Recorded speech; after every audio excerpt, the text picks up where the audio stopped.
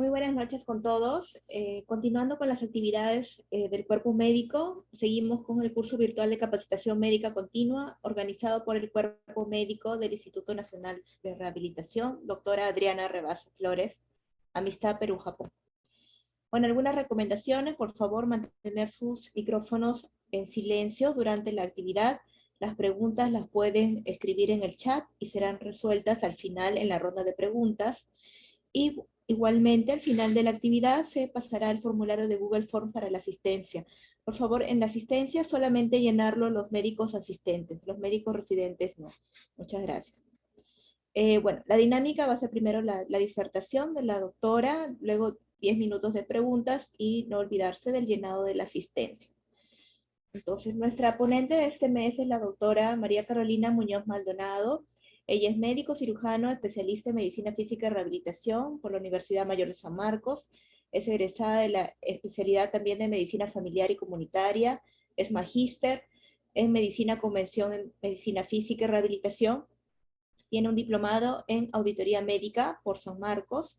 Es ex jefa del Departamento de Investigación, Docencia y Rehabilitación Integral en lesiones medulares del Instituto Nacional de Rehabilitación. Actualmente es médico asistente del mismo departamento, también es médico rehabilitador en la clínica Chacarilla y es tutora de residentado médico de especialidad, ¿no?, de medicina física y rehabilitación. En esta oportunidad nos va a presentar el tema urgencias en lesionados medulares. Ok, le damos el paso entonces a la doctora Muñoz. Buenas noches, colegas. Muchas gracias, doctora Maya, por la presentación. Gracias igualmente por la invitación. Bueno, el tema urgencias en el paciente con lesión medular es un tema parece bastante ambicioso en realidad, ¿no? En realidad el paciente con lesión medular está expuesto a sufrir cualquier situación de urgencia o emergencia, al igual que cualquier persona sin lesión medular. La diferencia, o digamos la desventaja, es que el paciente con lesión medular no expresa los síntomas como lo expresaría un paciente sin lesión medular que conserve, digamos, los aspectos de la sensibilidad, ¿no? Muchas veces el paciente no identifica lo que está pasando en su propio cuerpo. Igualmente los signos no se manifiestan del mismo modo. Entonces, partiendo de esa premisa, un paciente con lesión medular, hasta no tener un diagnóstico, digamos, certero, definitivo, cualquier signo, cualquier síntoma, cualquier variación, digamos, en el color de su piel, en la dimensión, en el volumen de sus extremidades, o incluso un síntoma vago, como un hormigueo o un dolor o una contractura cervical, podría significar una urgencia o incluso una emergencia. Entonces, partiendo de ello, los pacientes con lesión medular son pacientes donde cualquier síntoma o signo, hasta no determinar cuál es la causa o qué es la causa que lo origina, puede ser potencialmente una urgencia o emergencia. Doctora Muñoz, Sí, disculpe, no perdón. está compartiendo su pantalla. Ay, perdón, doctora. A ver, un poquito.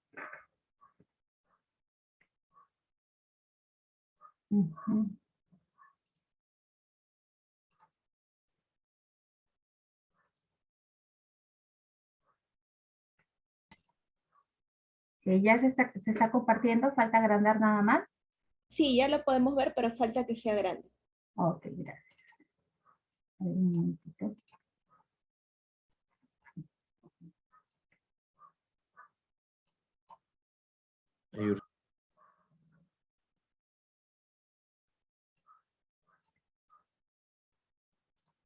Bien. ¿Ahora sí? Sí, ya lo vemos. Ok, gracias. Bueno, vamos a hablar particularmente esta noche de forma especial del paciente con lesión medular que presenta la principal emergencia que sufren estos pacientes, que es la disreflexia autonómica.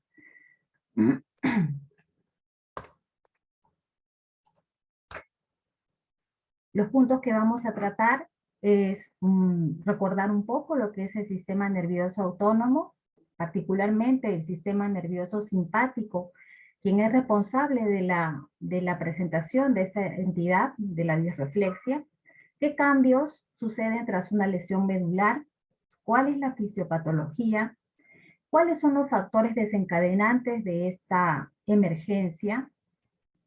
¿Cuáles son los signos y síntomas? ¿Qué diagnósticos diferenciales pueden también o deben ser descartados? ¿Cuáles son las posibles consecuencias? Y la prevención y manejo de la emergencia. Empezamos con un caso clínico. Es una mujer de 35 años, sin antecedentes, presenta una lesión medular traumática de 5 meses de evolución, un nivel neurológico cervical C8, se trata de una lesión completa de tipo A, ha iniciado recientemente cateterismo intermitente. Esta paciente refiere que mientras realizaba su terapia, presentó cefalea y dolor cervical. Se observó sudoración profusa en cara y rubicundez facial. Se toman las funciones vitales y la paciente presenta una presión de 200/100, una frecuencia cardíaca en 40 y una frecuencia respiratoria en 28. Nos preguntamos ante esta situación, ¿por qué le sucede esto a la paciente si no es hipertensa? No se refieren a antecedentes de presión alta.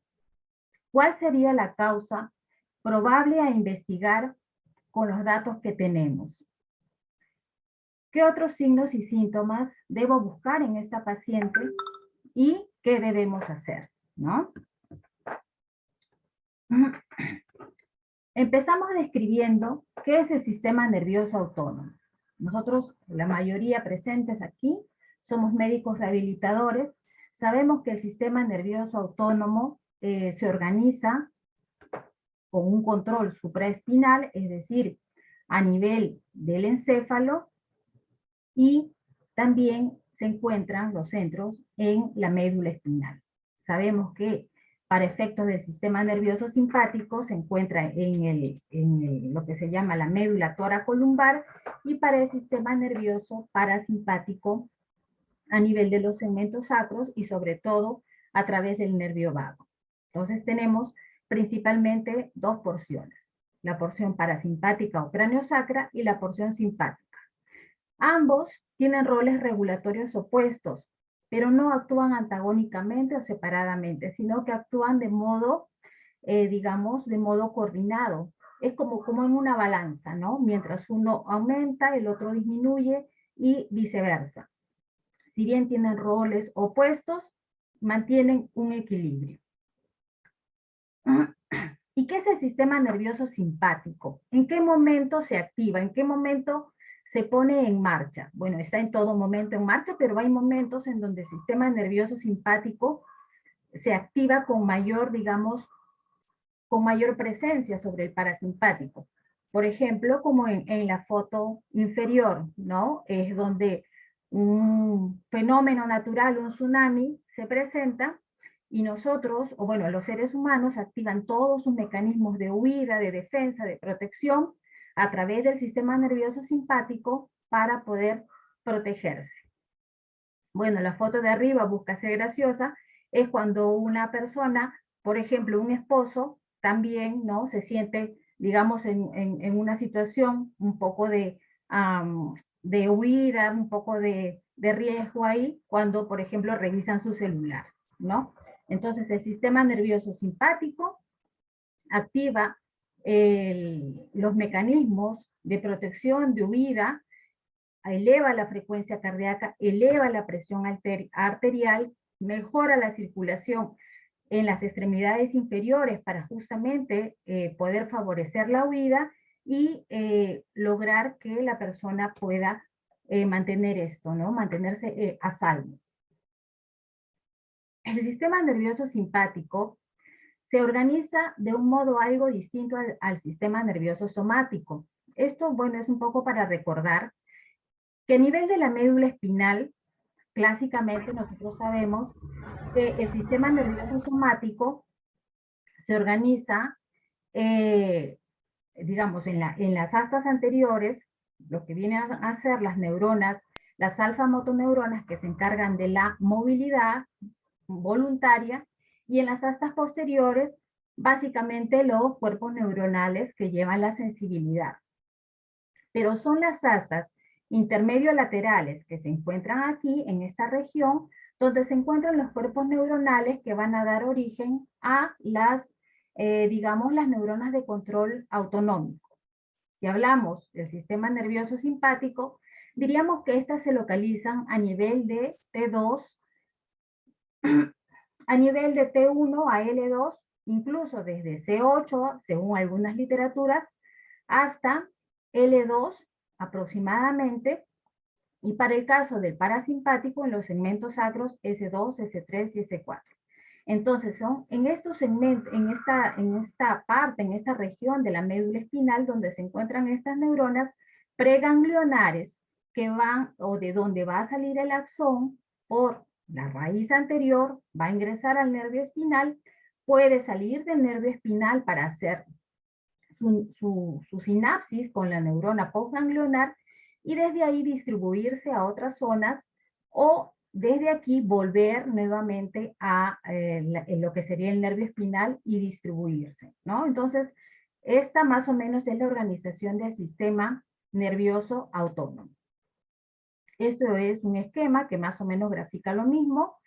Diríamos que los cuerpos neuronales preganglionares que se encuentran sobre todo a nivel torácico, T1, T2, T4, T5, o sea, los primeros cuerpos, las primeras neuronas preganglionares, van a hacer sinapsis efectivamente en la cadena paravertebral, en la cadena ganglionar. Muchos van a ascender, no van a hacer sinapsis precisamente en las cadenas que están adyacentes, sino que van a ascender a ganglios más superiores para posteriormente distribuirse a través de los vasos sanguíneos y sus ramificaciones. Más niveles autonómicos simpáticos más inferiores van a hacer sinapsis muchas veces ya atravesando el diafragma con los ganglios que se encuentran más distales, que se llaman ganglios prevertebrales. Y a través de estos ganglios van a tener la proyección del axón hacia los órganos viscerales. Es un poco más de eso. Entonces podemos resumir que la médula espinal es responsable de llevar y modular los diferentes tipos de señales. Clásicamente sabemos sí lo que es el control motor y los aspectos de la sensibilidad, pero para efectos del sistema nervioso autónomo nos interesa mucho que la médula espinal también se encarga, y como vemos aquí, en todo en este color amarillo, se encarga principalmente de albergar los cuerpos preganglionares, los cuerpos neuronales preganglionares del sistema nervioso simpático. Por lo tanto, si nosotros, digamos, en modo simple, podríamos decir que la médula espinal, principalmente, viendo el color simplemente, es simpática, ¿no? Todo, digamos, la mayoría de segmentos tiene o alberga neuronas preganglionares simpáticas. Ahora, los segmentos preganglionares, las neuronas preganglionares, como ven ustedes, no se relacionan o no se correlacionan necesariamente con los ganglios. Hay menos ganglios que segmentos medulares y no necesariamente coinciden con los segmentos también donde están albergadas las neuronas preganglionares. Por decir, a nivel de la cadena simpática preganglionar cervical, solamente encontramos 3 pares de ganglios, ¿no? El ganglio superior, el ganglio medio, el ganglio inferior o el ganglio estrellado, ¿no? Entonces, son estos ganglios que van a también albergar las neuronas postganglionares y que se van a distribuir a diferentes segmentos, a diferentes áreas de la cabeza y de la cara, de los órganos viscerales, ¿no? Las glándulas. De igual modo, a nivel torácico, algunos van a hacer sinapsis a nivel de la cadena, ya lo habíamos dicho, de la cadena paravertebral sobre el diafragma, y otros van a salir para hacer sinapsis, ya bien sea sobre todo los más proximales a nivel de los ganglios paravertebrales o a nivel de los ganglios prevertebrales que están cerca a los órganos diana. Es un ganglio.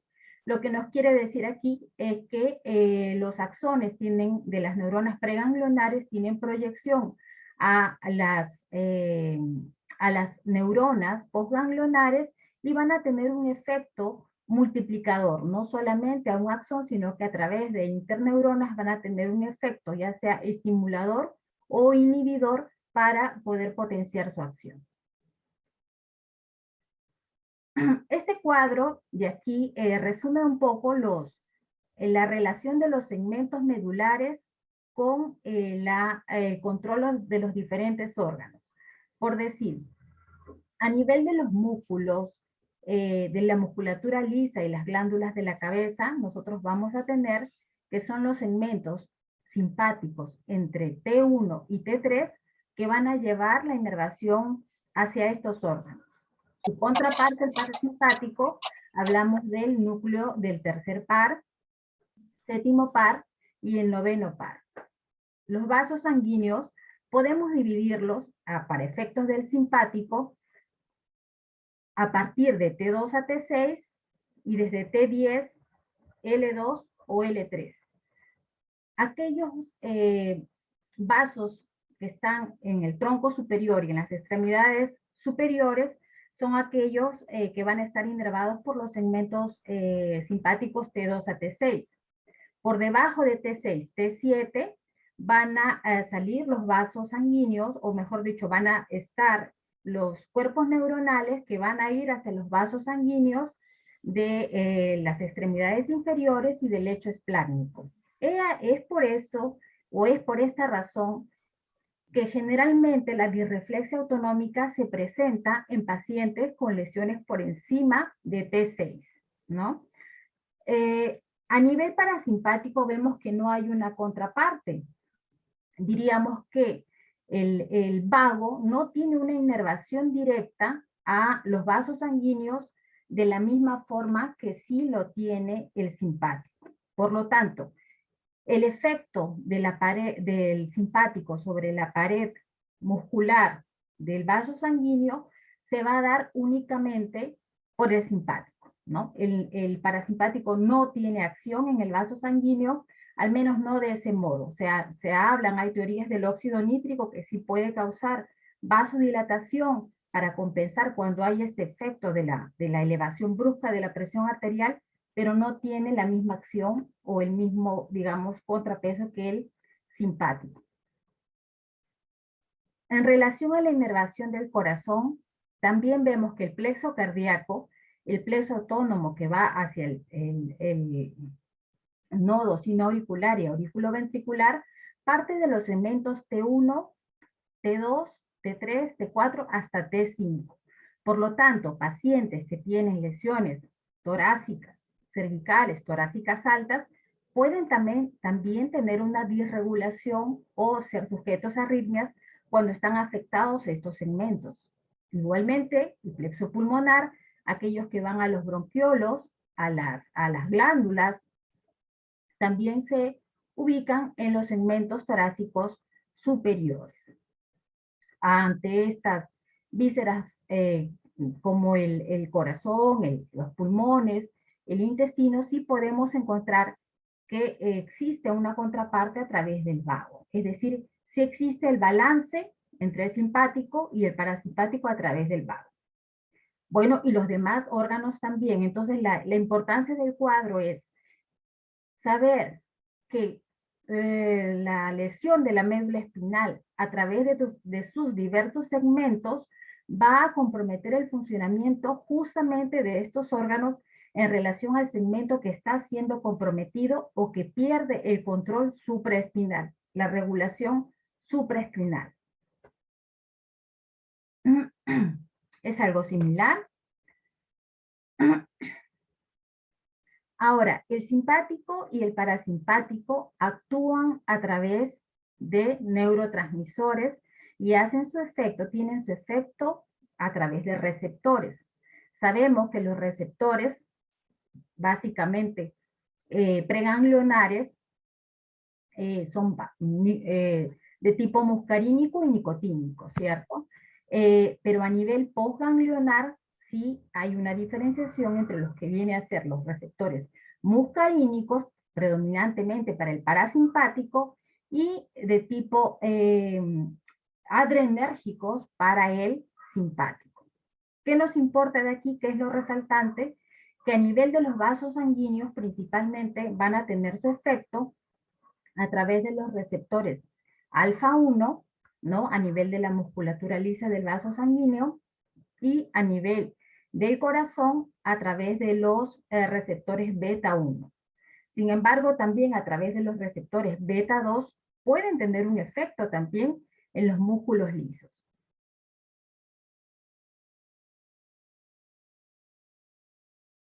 Entonces, la disreflexia autonómica es una emergencia médica. ¿Cuál es la definición de una disreflexia autonómica? Las definiciones varían un poco según según la asociación o el grupo de estudio, ¿no? Según las guías. Pero generalmente se establece que es una elevación abrupta de la presión arterial por encima de 20 milímetros de mercurio sobre la presión de base. Se refiere principalmente a la presión arterial sistólica. Algunos se refieren como una elevación de más de 25, otros entre 20 a 40. El hecho es que un paciente con lesión medular generalmente tiene una presión baja por la pérdida del tono vasomotor simpático, no por la alteración del simpático, pero que en un episodio de disreflexia autonómica esta presión se puede elevar, presión arterial sistólica, por encima de 20. Entonces, ¿cuál es la definición? Es una condición que amenaza la vida y es una emergencia médica. ¿Es característica de la lesión medular? Sí. Es raro, o bueno, no hay bibliografía amplia sobre qué, acerca de que esta condición se presente en otras patologías. Entonces diríamos que es una situación que se presenta casi de forma exclusiva en el paciente con lesión de la médula espinal.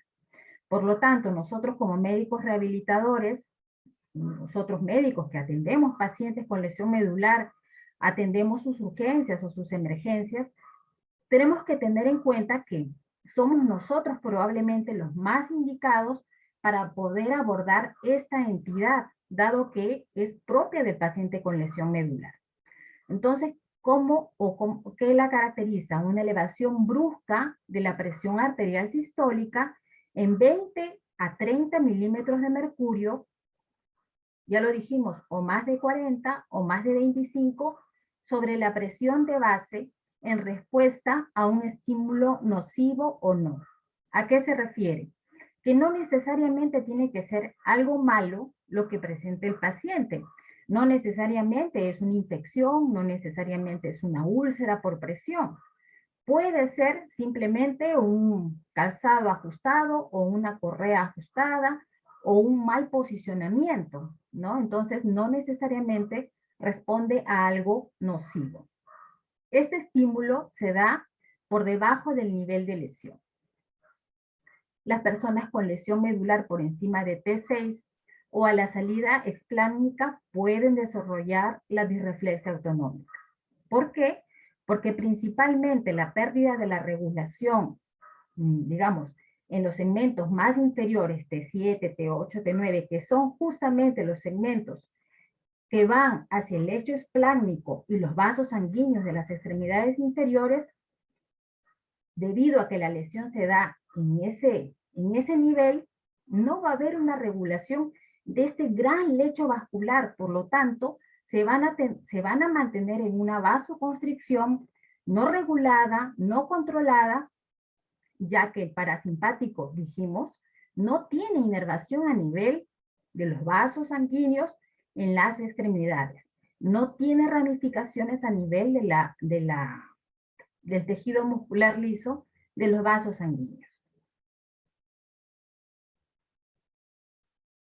Entonces, volviendo al caso, diríamos, ¿cuál fue el nivel de presión durante el episodio de disreflexia autonómica en este paciente? Dijimos, fue 200/100. ¿Cuál fue la causa probable? No sé si hay alguna participación deseen dar ahí. ¿Cuál creen que fue la causa probable de que este paciente haya tenido 200/100 de presión? Podemos regresar si gustan a la diapositiva.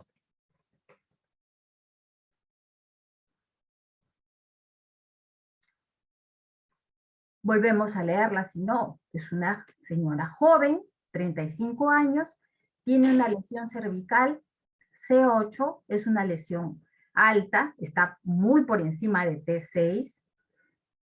El dato clave es que esta paciente inició cateterismo intermitente recientemente, es decir, probablemente ella haya tenido otro tipo de micción a través tal vez de una sonda vesical permanente, ¿no? Mientras realizaba su terapia o su tratamiento en terapia, manifestó los síntomas. Es decir, esta paciente no presentaba otro problema antes de su terapia. Ella se fue a realizar sus terapias, es decir, ha estado tranquila, ha estado asintomática y ha acudido a realizar su tratamiento. O sea, es una situación abrupta, brusca, que se ha presentado en ese momento. Y nos dice que inició cateterismo. ¿Qué debemos pensar? Que probablemente esta paciente haya presentado una sobredistensión vesical, ¿no? De repente, esa mañana retiraron la sonda para iniciar el cateterismo, y si esta paciente tiene una capacidad vesical disminuida, puede, con un volumen no necesariamente alto, presentar un episodio de disreflexia. Nosotros sabemos que la capacidad vesical en una persona adulta va entre 400 y 500, pero no es eso necesariamente en el paciente con lesión medular. Un paciente con lesión medular y vejiga neurogénica puede tener una capacidad vesical disminuida. Podría ser que un volumen de 200, 150 o 300 sea una capacidad que cause sobredistensión para esa vejiga que no tiene una adecuada acomodación. Es decir, una vejiga que no tiene la capacidad para estirarse, que las paredes no tienen la capacidad y por lo tanto aumentan la presión dentro de la vejiga y causan este estímulo para que la paciente presente, en este caso, una disreflexia. Por supuesto, nosotros evaluamos a la paciente y vemos si es que no tiene, lo primero que vemos es que si no tiene un globo vesical, pero no necesariamente vamos a encontrar un globo vesical bajo la premisa que estamos mencionando. Puede ser que con 200 mililitros ya está en su capacidad máxima. ¿Cuáles fueron los síntomas? Uno de los síntomas más característicos es la cefalea. La foto es una foto de internet, es una paciente efectivamente con rubicundez facial, es una paciente ya con sudoración, una paciente con disreflexia.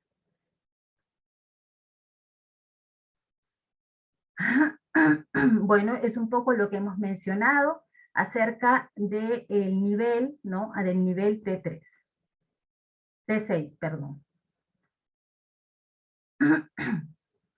Este es un estudio que se hizo principalmente para evaluar cuál era el comportamiento de la presión arterial y la frecuencia cardíaca, a la vez que iban evaluando la presión intravesical y los niveles de adrenalina y noradrenalina en un paciente con lesión cervical antes y después de la estimulación vesical inducida únicamente por una percusión suprapúbica.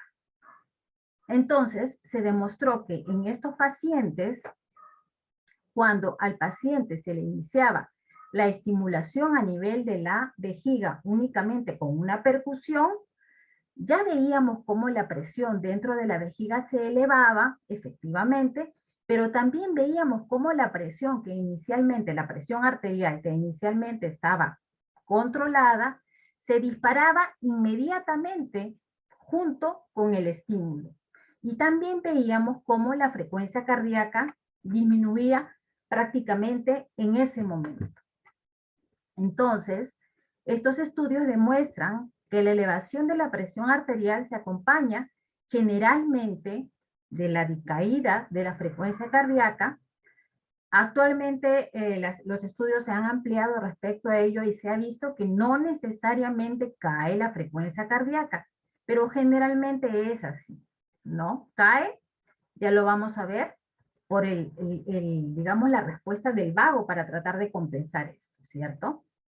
Entonces, en este estudio se demostró que efectivamente sugiere que hay un incremento de la actividad simpática y que se activa ante un estímulo. Estos son la inervación a través de los receptores, ¿no? A través de los neurotransmisores en los diferentes órganos que están involucrados en el control cardíaco y vascular. Como vemos, a nivel del músculo cardíaco, son los neurotransmisores que activan los receptores beta 1 y beta 2 que aumentan la contractilidad. A nivel del nodo sinoauricular y auriculoventricular, a través del estímulo de los receptores beta 1 y beta 2, aumentan la frecuencia cardíaca y aumentan la velocidad de conducción. La contraparte es que el parasimpático, a través de los receptores M2, disminuye la contractilidad cardíaca, disminuye la frecuencia cardíaca y disminuye también la velocidad de conducción. Entonces, a nivel del corazón, sí hay, diríamos, un equilibrio, una contraparte. Pero a nivel de los vasos sanguíneos, el sistema nervioso simpático ejerce su acción a través de los receptores alfa 1 y van a tener una contraparte a través de los receptores M3, los muscarínicos M3, pero no en la pared de los vasos sanguíneos. Él es un paciente, algunos que están actualmente yendo, que están haciendo guardia, lo deben conocer. Es un paciente nuestro que ha experimentado episodios de disreflexia autonómica y de hipotensión ortostática y nos va a contar en sus palabras cómo él lo ha sentido. Vamos a escucharlo, por favor. Si hay algún problema en el audio, me indican. Inicio. Soy el paciente Terrones. Sufro de una lesión medular C4 por una caída ya hace un año. Y tengo el problema de que me sube mi presión cuando estoy en mi silla hace 3 horas o en una posición, un buen momento, comienzo a sudar, a calentar mi cara. A veces siento dolorcito de cabeza. Y por estos lados, así por acá, así hacia arriba. Siento un dolor fuerte. También cuando mi zona se obstruye, también siento ese dolor, sudoración, calentura de cara y de se aprieta mi estómago, todo eso aumenta el dolor de neuropático. Es cuando se sube mi presión y ya me cambian de posición, así algo, ya comienzo a normalizarme, a tranquilizarme. Y cuando se baja mi presión es cuando me suben muy rápido a la silla, comienzo a tener bastante frío en los brazos, endormecimiento, un frío terrible, bien fuerte. Y ahí está bajando mi presión. Y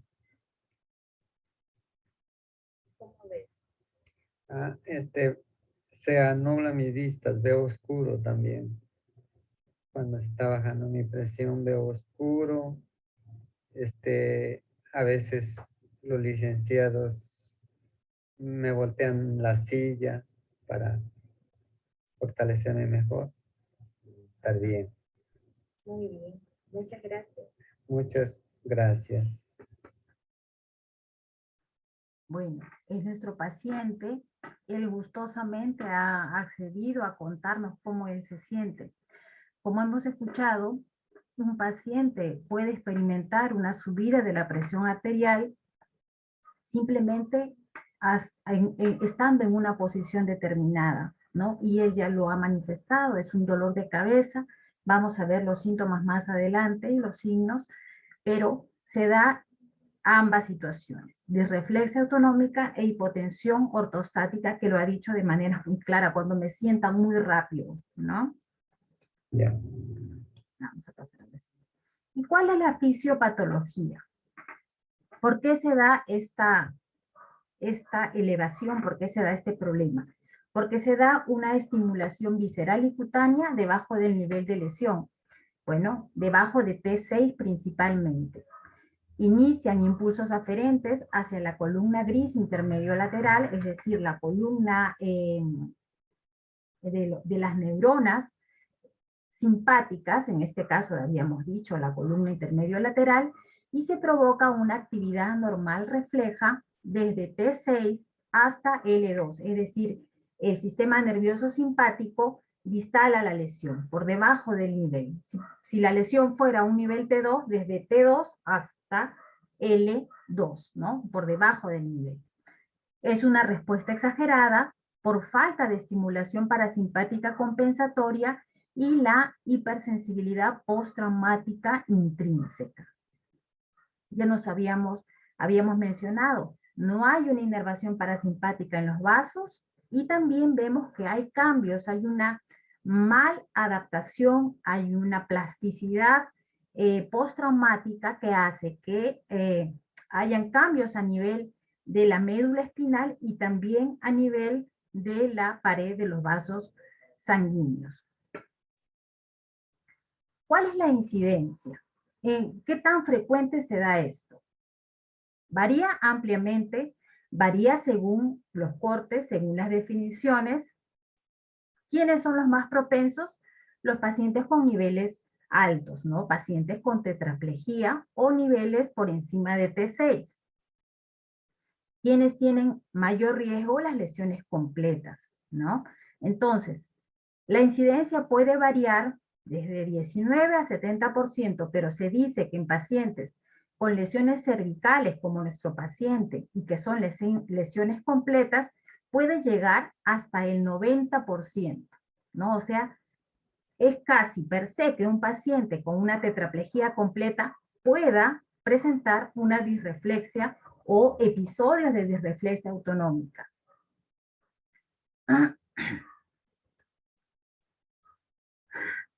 Bueno, esto es un poco de la fisiopatología, ¿no? Son los estímulos se dan a nivel de digamos, debajo del nivel de la lesión.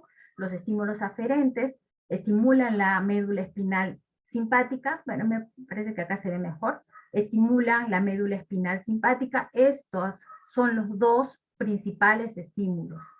Perdón, este es el principal estímulo, la sobredistensión vesical, y lo dijo también el paciente, cuando se obstruye mi sonda.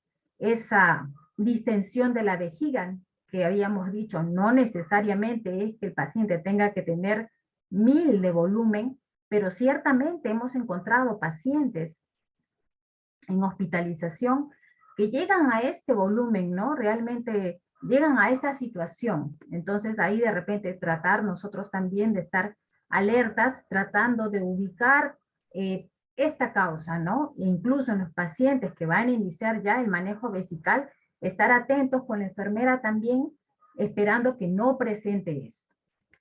Entonces este estímulo, este llenado en la vejiga, hace que se active el sistema nervioso simpático, se eleve la presión, se eleve también la frecuencia cardíaca inicialmente, haya una vasoconstricción, se cierran las arterias, sobre todo a nivel del lecho espláncnico y a nivel de las extremidades inferiores. Esta subida de la presión arterial va a estimular los vasoreceptores que van a causar a la vez que haya una respuesta compensatoria, que sería a través del vago, haciendo que la frecuencia cardíaca baje. Es por eso que efectivamente es característico, dicen, que el paciente presente una presión arterial bastante alta, acompañado de una disminución en la frecuencia cardíaca, pero se ha visto que no necesariamente es así. Puede también el paciente presentar taquicardia. Entonces, actualmente la literatura que dice, bueno, si es que es tan frecuente como dicen, 90% de los pacientes con tetraplejías completas van a presentar este problema, ¿por qué no les damos un tratamiento, no? ¿Dónde está? ¿Por qué, si es tan frecuente, por qué no damos un tratamiento para ello? Porque básicamente ahorita lo que nosotros vemos es que es por la sobredistensión vesical, que es por un estímulo, etcétera, y tratamos de prevenir. Pero ¿por qué no vamos al origen de esto? Actualmente no hay un tratamiento o hay tratamientos en ensayos clínicos experimentales que buscan tratar esto, pero que todavía no ofrecen resultados concretos.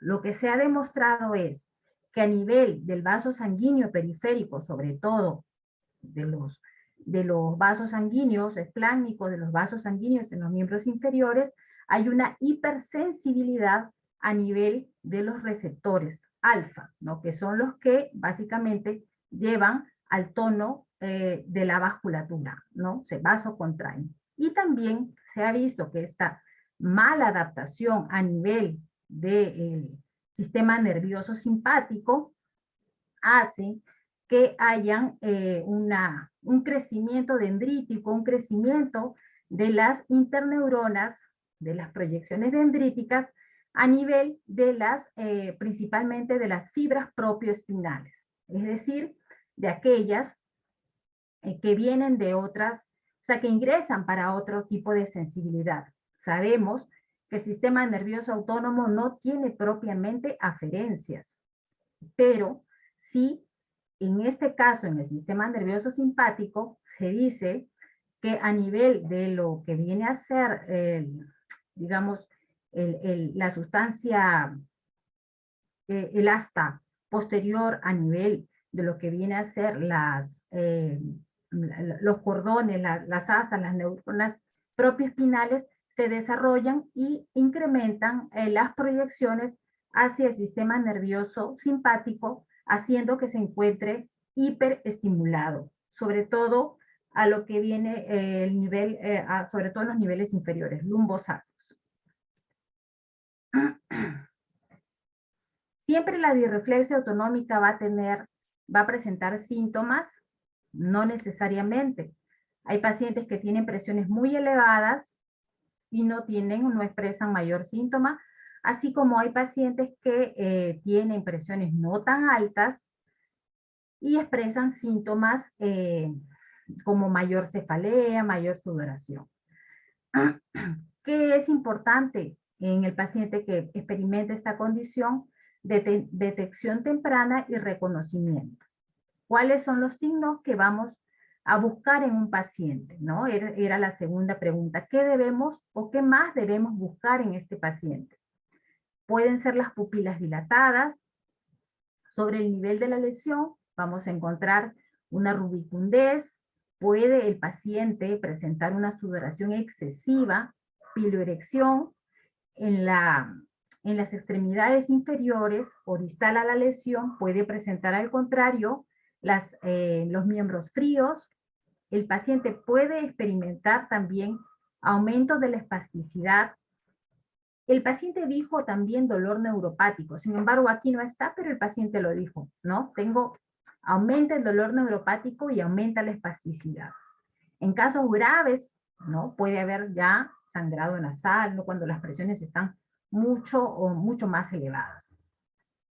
Otro síntoma muy característico, sí, es que el paciente experimenta cefalea. Entonces, lo dijo también el paciente, generalmente es bitemporal, bifrontal, occipital, ¿no? Es una cefalea palpitante, una cefalea pulsátil, es lo más característico.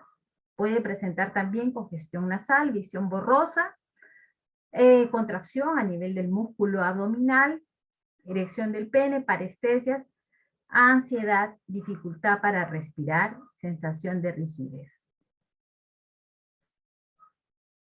Bueno, los síntomas pueden variar sobre la lesión y debajo de la lesión. Algunas otras entidades que habría que descartar, pero no es lo común, ¿no? Tendría que el paciente, y por eso es importante preguntar sobre los antecedentes previos, si el paciente viene o trae migraña. Por ejemplo, si hemos tenido algún paciente así, ¿no? Con cefaleas de tipo migraña, un paciente que sea hipertenso, generalmente no es un paciente joven, ¿no? Generalmente es un paciente ya con un diagnóstico previo.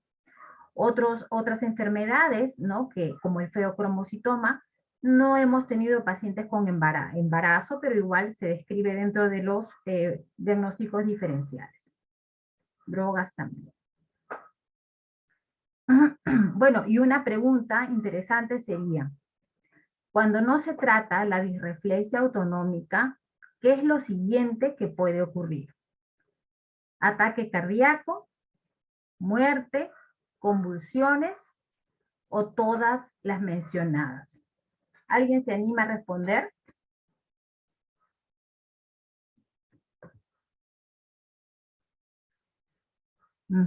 Bueno, yo inicialmente pensaba en todas, pero la respuesta no es todas. La respuesta es muerte. Cuando no se trata la disreflexia autonómica, cuando no se identifica y se trata inmediatamente, si el paciente no disminuye su presión, se va a morir, ¿no? Eso es lo que va a pasar. Afortunadamente, no he visto yo, no sé, las doctoras Sotomayor Martínez, que están más tiempo, han estado más tiempo en el departamento, si en alguna oportunidad con nuestros pacientes ha ocurrido un episodio, un deceso. Sí he podido ver un deceso, una muerte por disreflexia autonómica en una institución, ¿no? que es de primera, ¿no? Una institución que tiene todo a la mano, ¿no? Como Woodman, por ejemplo, que un paciente llegó para sus terapias y estando en la institución, una institución que trae a sus pacientes con helicóptero, estando en la institución, sufre un episodio de disreflexia y muere. El paciente murió por una disreflexia, por un ataque, no puedo precisar qué fue lo que pasó, pero el paciente murió por la disreflexia. Entonces, cuando no se trata un episodio de disreflexia, el paciente muere. ¿Cuáles son los desencadenantes? Globo vesical, ya lo dijimos, es uno de los principales, pero no necesariamente el globo, simplemente una vejiga que esté bien llena o no tan llena, pero que el paciente no tenga la capacidad y que esto sea interpretado como nocivo o como una hiperestimulación. Una impactación fecal. Sabemos también que los pacientes sufren de estreñimiento. A veces los pacientes tienen la indicación de colocación de enemas, supositorios, estímulos a nivel del recto para favorecer la defecación de forma refleja. Hay que tener mucho cuidado ahí. Si el paciente tiene la indicación de colocación de un enema o algo para favorecer la deposición, hay que hacerlo, sobre todo si son lesiones cervicales, de una manera pausada, suave, con un anestésico, tratando de no estimular más, tratando de no aumentar el estímulo a nivel de estos segmentos para que se desate este problema. Otra causa descrita que es común, pero bueno, no se da en nuestros pacientes porque bueno, están hospitalizados, es la función sexual, ¿no? La eyaculación o el orgasmo. Pero también pueden darse otros factores desencadenantes, no son los únicos, pero sí son los primeros que hay que buscar. Nos llaman a nosotros doctor, el paciente tiene estos síntomas, la presión está tanto, estas son sus funciones vitales, lo primero que hay que buscar es vejiga, intestino, retirar la ropa y si no es ninguna de estas causas, ninguna de estas dos, ponernos a pensar o a buscar las siguientes. Pensar que el paciente pueda tener un trauma, una infección, una úlcera, de repente simplemente acomodando el paciente en la cama podría favorecer el tránsito, la salida de su micción. A veces la sonda no está, digamos, está un poco doblada, codada, no está saliendo como debe ser la micción, y también únicamente reposicionando al paciente se puede corregir esto. Pero hay que buscar hay que buscar otras causas si es que estas dos son descartadas, ¿no? Gastrointestinales, pueden ser úlceras, reflujos, a nivel anorrectal también una fisura, una hemorroide, una infección, un absceso, una úlcera por presión, una uña encarnada, una osificación heterotópica que se esté dando, una fractura, ¿no? Una lesión que prácticamente el paciente no nos va a decir. Entonces somos nosotros, por eso cuando empezamos la presentación dijimos que el paciente puede presentar todo, pero la emergencia o la urgencia se va a dar porque el paciente no nos va a manifestar qué es lo que está pasando en su cuerpo. Somos nosotros los que tenemos que investigar qué está sucediendo con el paciente. ¿Cuáles son las complicaciones? Principalmente en un paciente con las presiones tan elevadas puede darse edema cerebral, puede darse una isquemia cardíaca, un infarto, una insuficiencia cardíaca congestiva. Por las altas presiones también pueden darse arritmias y bueno, el deceso como habíamos dicho. Las consecuencias posibles, bueno, lo que hemos mencionado, convulsiones, puede haber una hemorragia, arritmia, muerte, angina, sobre todo cuando las presiones son altas y no logran controlarse. Y recordemos que es un paciente que va a tener una presión incrementada, alta, frente a unos vasos sanguíneos vasodilatados, porque en el cerebro sí va a haber esa vasodilatación, porque en el cerebro están los vasos que están, digamos, que sí están siendo regulados, que sí están tratando de controlarse. Entonces, va a haber una presión alta frente a una arteria, a un vaso sanguíneo dilatado. Es por eso que el riesgo de hemorragias cerebrales y por eso también la cefalea pulsátil. El diagnóstico es clínico. La manifestación más grave es la hipertensión arterial y las consecuencias de la hipertensión arterial. La presión arterial, dijimos sobre la basal 20-30, pero generalmente se considera que es grave cuando la presión arterial sistólica está por encima de 150, y en adolescentes mayor de 140, en niños entre los 6 y 12 años mayor de 130, y en niños menores de 5 años una presión arterial sistólica mayor a 120. ¿Qué es lo primero que hay que hacer cuando nos llaman en un caso así? Sentar al paciente y retirar el estímulo nocivo.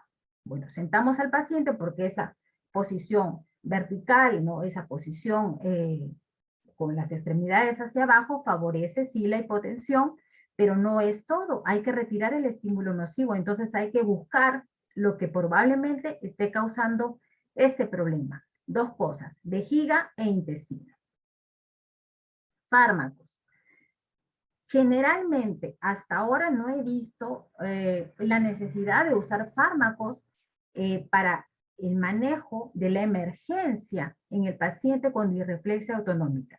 Generalmente se ha podido identificar, sí, el problema en el paciente y realmente en algunas oportunidades podríamos decir que nuestros pacientes tienen, no sé, bueno, suerte, la bendición de Dios que a veces realmente se nos ha pasado por alto y felizmente no ha habido consecuencias fatales, ¿no? Entonces, no he visto que haya la necesidad de usar fármacos en nuestros pacientes. ¿Cuál es el tratamiento farmacológico? De todos modos, lo menciono por si hubiera la necesidad de darlo. Generalmente el tratamiento farmacológico recomendado es aquel que tiene la acción más rápida y que también tiene la duración más corta. Es decir, actúa rápido, pero se va rápido el efecto también. Sabemos que la disreflexia es un episodio, no es una condición crónica. No es que el paciente tenga disreflexia y, a ver, mañana evalúa por qué está la disreflexia. Es en ese momento que hay que actuar. En ese momento hay que identificar qué situación está condicionando, que está causando esto. Dos medicamentos son los que están más a la mano, que son de manejo por la mayoría de médicos. Uno de ellos el captopril, el otro el nifedipino. Hay guías que un poco los ponen, digamos, sobre sus efectos secundarios, pero la mayoría sí los recomienda. El captopril sublingual inicia su actividad en los 20 a 30 minutos y si es necesario se puede repetir en 1 hora. Su pico de acción es en 1 hora y su duración total son 4 horas.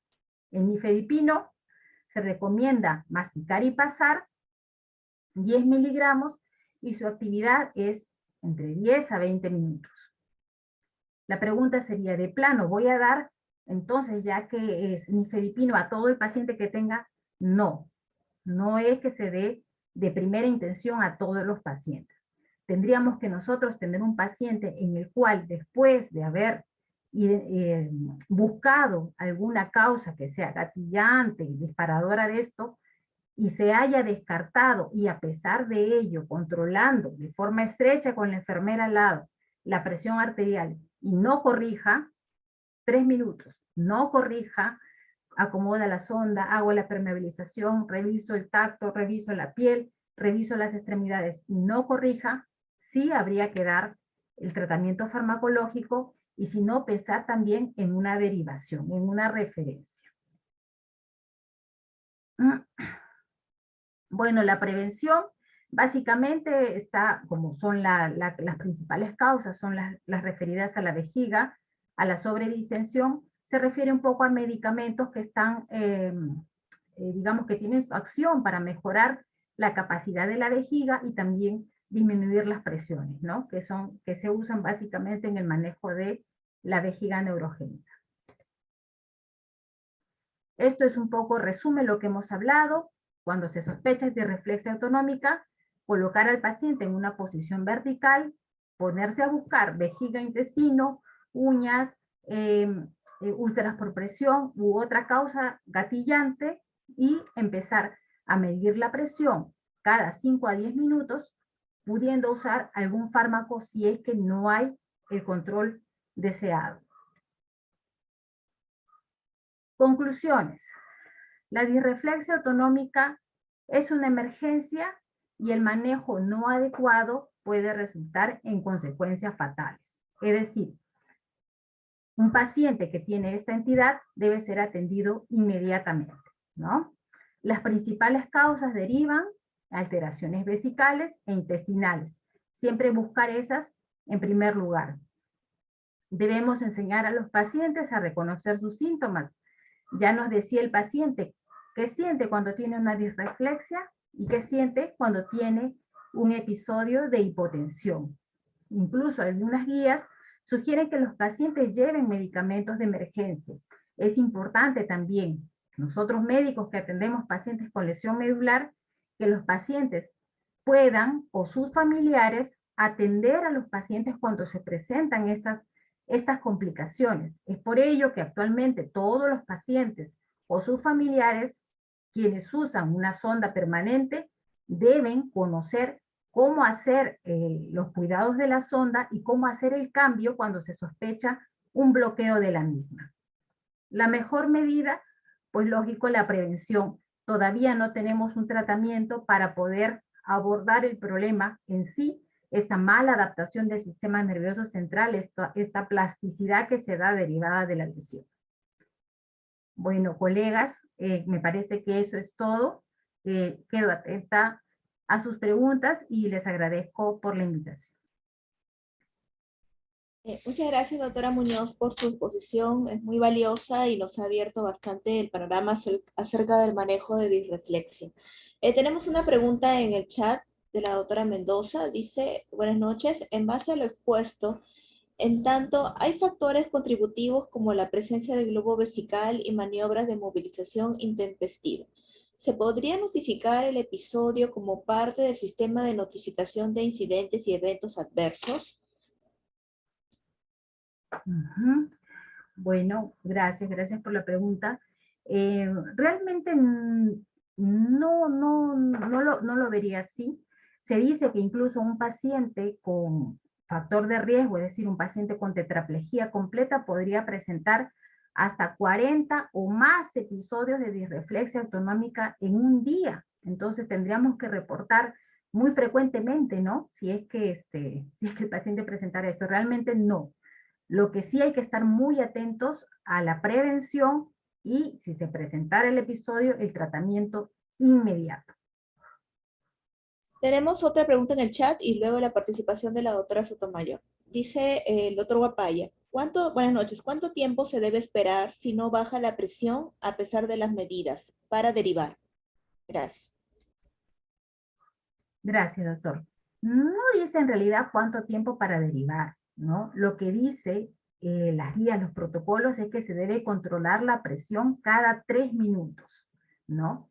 Nosotros tenemos que actuar rápido. Si el paciente, y si identificamos la causa, la presión debe caer inmediatamente, no es que eso se corrija en 5 o 10 minutos. Una vez que la causa se corrige, y seguro como ustedes lo han visto, son segundos en los que la presión se va nivelando, se va regulando, ¿no? Entonces, si nosotros definitivamente ubicamos que la sonda está bloqueada, tiene que cambiarse inmediatamente. Si no es la sonda, o hay que hacer un cateterismo, de repente está ahí con la vejiga sobredistendida, y a pesar de ello no corrige, pasar a la siguiente. Y si hemos descartado, no es que haya el tiempo, sino que si hemos descartado y no podemos identificar otra causa, o en el paciente no está clínicamente tan evidente, ¿no? Son pacientes con lesiones cervicales que a veces no es fácil identificar, hay que pensar en la referencia. E iniciar el tratamiento farmacológico, claro. Y una pregunta de la doctora Sotomayor. Doctora, ¿tiene el pase? Buenas noches. Primero, felicitar a Carolina. La verdad es que para mí particularmente me satisface mucho poder contar con ese tipo de profesionales, y es una excelente profesional, muy estudiosa. Como ustedes han visto, muy apegada a la fisiología, a la fisiopatología, y siempre les voy a decir lo mismo: mientras no sepamos la base, no vamos a poder entender y mucho menos tratar. Gracias, Carolina, por tus aportes. La experiencia se va adquiriendo con el tiempo, que eso es lo que estás ganando tú ahora, porque siempre estás en los últimos datos, en las últimas investigaciones. La verdad, yo me siento muy feliz de compartir contigo una labor asistencial y compartir los conocimientos y un poquito de la experiencia que tengo en el manejo de los chicos con tantos años, ¿no? Sí, hemos tenido pacientes que en Vigil teníamos la suerte, a pesar de que era chiquito y pobrecito, teníamos la suerte de contar con el Hospital Carrión, que la verdad no se morían con nosotros, se morían en el Carrión, ¿no? Entonces, y ellos tenían abiertas las puertas siempre para recibirnos, ¿no? Entonces sí, hemos tenido pacientes que han fallecido por estos problemas, ¿no? Y que definitivamente no respondían al tratamiento, porque antes veíamos pacientes mucho más complicados que ahora. Las úlceras por presión son una de las causas también que pueden causar estos problemas, y que antes venían unos pacientes pues no con úlceras, sino pues con lesiones necrosadas amplias, y que los hospitalizaban porque se iban a morir en su casa, ¿no? Y entonces, cuando empezábamos a debridar y todo eso, pues sí, habían complicaciones, ¿no? Y lógicamente la causa principal es la sobredistensión vesical y es la preocupación de todos nosotros. Ustedes verán que el departamento tiene muchos más médicos y yo siempre me hago la pregunta, de repente los médicos de guardia dirán, pues hay más médicos, ¿no? Pues deberían estar más atentos, pero lo que yo quiero que entiendan, y es menos la cantidad de pacientes inclusive que tenemos ahora, ¿no? Creo que ahora tenemos 15, antes teníamos 34, 36 con el ambiente B, pero lo que yo les digo como experiencia es para todos ustedes, soy la mayor de todos ustedes, ¿no? Siempre les digo lo mismo, no se confíen, porque el paciente con lesión medular se les muere en su cara, ¿no? Porque estas crisis son severas. Y si ustedes se acuerdan, ahorita hay un paciente conto, me parece un joven, una lesión incompleta, cervical, y ese paciente hace disreflexias asintomáticas. Y yo lo he vivido. Solamente le metí la sonda porque ni siquiera le podía palpar el goitre, no tiene globo. Mejor éntrale porque no ha miccionado desde las 6, eran las 11. Y se suponía que él, como incompleto, miccionaba. Cuando le fuimos a controlar la presión, tenía 130/90. Su basal era 90, 60, ¿no? Y entonces ya estaba, pero él no refería ninguna molestia. Cuando le fuimos a sacar, tenía 550 de orina, ¿no? Entonces hay que pensar en todo, y si bien es cierto, esto es una causa de hemorragia cerebral, de muerte, también hay que pensar en otras causas. Queridos amigos, hay otras causas. Vienen pacientes cada vez con menos tiempo de lesión medular, que vienen heparinizados. Yo he visto una niña cervical que venía heparinizada, se golpeó durante el baño y el miembro inferior aumentado de volumen, una hemorragia que la tuvimos que llevar con Martincito, ¿no? Y llegó con 5 de hemoglobina. Y le tuvieron que hacer transfusión inmediata, ¿no? Entonces, son cosas que se dan. Hay pacientes que hemos derivado por problemas de vesícula, colecistitis, y ellos no definen bien el problema. Y a veces nos confiamos y decimos interconsulta, medicina interna. Pero ¿saben qué, jóvenes?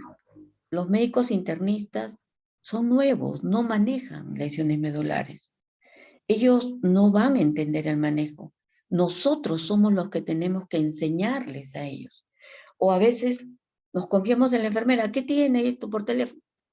Y las enfermeras también son nuevas. De las antiguas quedarán 2 que ya están en labores administrativas. Entonces, el paciente con lesión medular es un paciente frágil, porque en cualquier momento le da cualquier complicación y tenemos que estar atentos. Cuando los llamen, vayan, porque no es que no querramos atenderlos, es que estamos en otras tareas y yo no sé por qué me demoro más que antes, pero les aseguro que me demoro bastante. ¿Será porque la edad de repente? ¿Será porque ahora tengo más atención en las complicaciones que tenían y que de repente antes no las veía? O pienso yo particularmente es que me llegan con menos tiempo de evolución y las complicaciones se dan más frecuentemente. Vemos irreflexias, vemos hipotensiones ortostáticas, vemos un montón de cosas, vemos sobredistensión vesical y el chico a las 48 horas ya está haciendo fiebre. Y si se dan cuenta, nuestro tiempo hospitalario ahorita máximo es 40 días. O sea, estamos queriendo trabajar todo casi al día siguiente que llega. Y entonces tenemos más riesgos de complicaciones. Y eso hay que pensar. Si ustedes no piensan en las diferentes complicaciones que pueden tener, ¿cuántos pacientes fracturados han habido? Y nos estamos confiando y esperando radiografía. Tenemos hasta ahorita un paciente que está fracturado y que no es derivado de tobillo. Entonces, tenemos que pensar en las diferentes causas. La doctora ha hablado de una causa que puede llevar a la muerte, pero hay otras causas, las fracturas, ¿no? La trombosis venosa profunda. Si el paciente viene si viene parenizado, tengan mucho cuidado, ¿no? Entonces, cualquier cosa nos puede dar una disreflexia, una apendicitis. Yo he visto un paciente que se ha muerto por apendicitis. ¿Sabe por qué el médico lo deriva a Carrión? Y en Carrión no tenía. Esperando 2 días se murió. ¿Qué fue? Anatomía patológica. Antes de la 48. Anatomía patológica, le hicieron la necropsia, una peritonitis. Nos confiamos. Entonces hay que pensar en todas las alternativas. Y yo siempre pienso que debo pecar en exceso. Yo, no me importa que piensen lo que quieran, pero yo le pido. Porque prefiero pecar en exceso que quedarme corta con mi paciente. No duden en pedirlo, porque por lo menos están tranquilos de que no haya algo más. Acabamos de tener un pacientito que está con traqueostomía y que hoy día se ha ido de alta, porque el de cabeza y cuello no le quiso cerrar la traqueostomía. Nosotros queríamos que le cierre, porque si pasaba algo estaba, por lo menos con nosotros para poderlo manejar. Ese paciente sale, no le van a cerrar la traqueostomía. Se va a quedar con su traqueostomía paseándose por todos los hospitales porque no lo van a querer cerrar. Ese pacientito es un pacientito de riesgo. Nebulizaciones, aspiraciones. Entró con una neumonía. ¿Y quién ha tenido que manejarlo? Tenemos neumólogo, médico internista. Pero nosotros también estamos ahí viendo esas situaciones. No nos podemos quedar, tenemos que estar atrás. Por eso discúlpenme que se los diga, pero soy generalmente muy frontal y eso me trae muchos problemas. Pero se los tengo que decir porque yo ya me voy a retirar. Por favor, la forma como están entregando las guardias no es la más adecuada. Porque no conocen a sus pacientes. Porque la enfermera les podrá decir una u otra cosa, pero hay otros que tienen problemas. Y por eso es que, la verdad, jóvenes, yo no recibo la guardia. Yo le he dicho a mi jefatura, yo no voy a recibir la guardia, porque no estoy de acuerdo en la forma en que están recibiendo la guardia. Porque no conocemos a los pacientes. Y el médico que está de guardia está en la obligación de conocer a sus pacientes, a todos. Para eso está de guardia. Entonces, si pasa algo, estoy de guardia. Y si no pasa, en buena hora. Pero sí, la verdad los llamo a la reflexión. Gracias por estas actualizaciones que nos están dando en el cuerpo médico. Felicitaciones nuevamente, Carolina. Es un orgullo para mí tenerte de colega, de compañera, de amiga y poder seguir adelante por nuestros pacientes. Gracias. Muchas gracias, doctora Sotomayor, por sus reflexiones y su llamada también a la conciencia a todos de tener mayor cuidado con los pacientes y no dejarlos desprevenidos, ¿no? No dejarlos solos, ya que una de esas complicaciones, ¿no? La disreflexia es bastante seria y puede llevar a la muerte, ¿no? Al paciente. Y como usted lo ha dicho, hay muchos que podrían tener la disreflexia y ser asintomáticos, ¿no? No presentar ningún síntoma y de repente no ser detectados a tiempo. Una pregunta, doctora Muñoz. En el caso de los pacientes, por ejemplo, que son cuadriplégicos y ya les dan de alta, ¿les dan algunas medidas generales como para evitar que estas situaciones sucedan en casa? No sé, de repente tener un diario miccional, también de la frecuencia de posiciones, algo. Gracias, doctora. Sí, al paciente antes de salir de alta, primero se le orientan sobre las complicaciones, ¿no? Se le indica sobre esta complicación, la disreflexia, la hipotensión. También se le educa sobre el manejo de la vejiga, el intestino, pero a pesar de ello, aún con todas esas orientaciones, sí. Por ejemplo, he sabido de un paciente nuestro que en la época de pandemia presentó justamente un bloqueo de su sonda, un problema urinario que llevó aparentemente a una disreflexia y muerte del paciente, ¿no? Entonces, estamos procurando que el paciente y la familia salgan muy empoderados respecto a las complicaciones y respecto también al propio manejo, ¿no? Al propio cuidado de su sonda y del cateterismo, ¿no? Muchas gracias, doctora. No sé si hay alguna pregunta más del público. En el chat les voy dejando el formulario de asistencia. Por favor, el formulario es solamente para ser llenado por los médicos asistentes. Por favor, los médicos residentes que nos acompañan, ellos no deben llenar el formulario. Asimismo, agradecemos a la doctora Muñoz con este certificado de reconocimiento de parte del cuerpo médico por su destacada participación como ponente en este curso virtual de capacitación médica continua. Muchas gracias. Gracias con todos. Bueno, muchas gracias por todo. Con todos, no se olviden de llenar los médicos asistentes, el formulario, y ya nos estamos viendo el próximo mes en la siguiente ponencia. Muchas gracias. Buenas noches. Buenas noches.